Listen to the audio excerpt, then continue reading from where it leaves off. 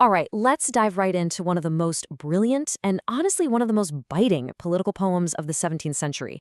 We're talking about John Dryden's Absalom and Achitophel. It is just an absolute masterclass in writing, born from a time of some seriously intense political turmoil in England. But it's so much more than just some dusty historical document.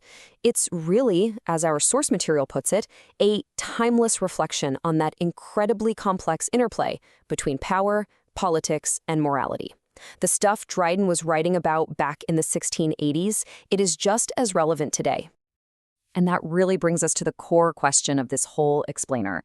How on earth did Dryden take a well-known story from the Bible and turn it into a devastatingly effective weapon in a real live political war for the English throne? That's the puzzle we're going to solve together.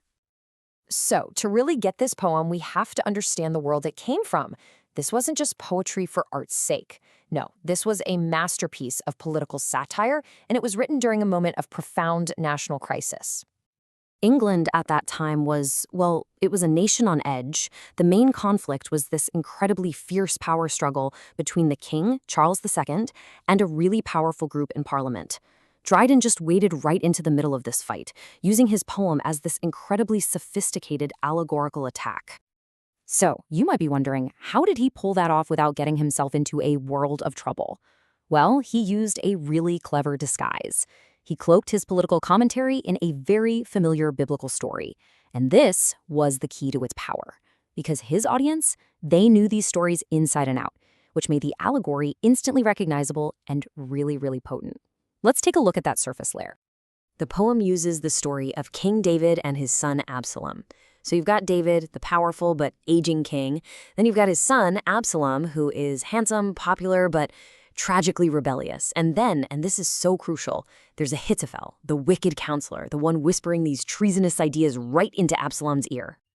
Okay, so now let's peel back that biblical layer for a second and look at the real-world drama that it was all designed to represent. The kingdom in crisis in 17th century England. The parallels here are just fascinating. So, in reality, what we have is King Charles II, a monarch with no legitimate heir, which, you can imagine, created a huge crisis over who would rule next. Then there's his popular but illegitimate son, the Duke of Monmouth, and pushing him from the shadows, we have the Earl of Shaftesbury, a fiercely ambitious politician who saw Monmouth as his ticket to power.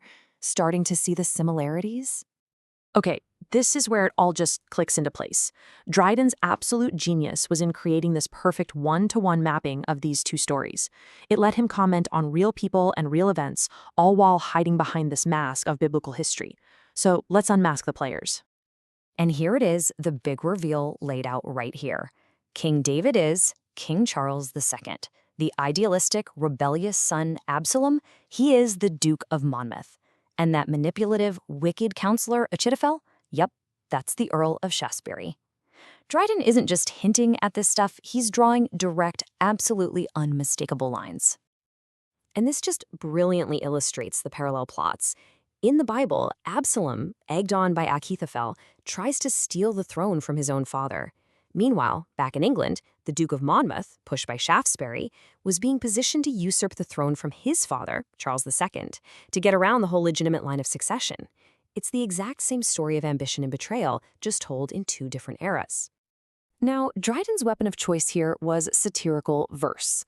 This technique, it allowed him to just tear into powerful figures like Shaftesbury, exposing their foolishness, their corruption, all while keeping this thin veil of deniability.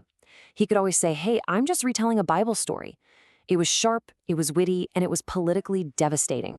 But the poem's impact, it goes so much further than the politics of its own day. Dryden was really crafting a timeless warning about the very nature of power and ambition itself. Let's explore how this builds into a much larger moral argument. I mean, look at these massive universal themes he's exploring. He's asking us to think about the dangers of rebellion, the way ambition can poison even the best intentions, and just how fragile political power really is. It's a really deep dive into loyalty, into betrayal, and the consequences of putting your own self-interest above everything else. So ultimately, Absalom and Achitophel was way more than just a clever political cartoon in verse. It was a serious, powerful moral argument.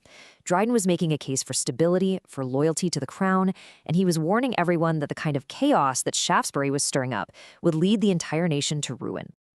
And that leaves us with a question that echoes from Dryden's time right down to our own. By exploring this tragic fall of a charismatic young man who was manipulated by raw political ambition, the poem forces us to ask, where exactly is the line between ambition and treason? It's a question that remains just as complex and just as dangerous now as it was then.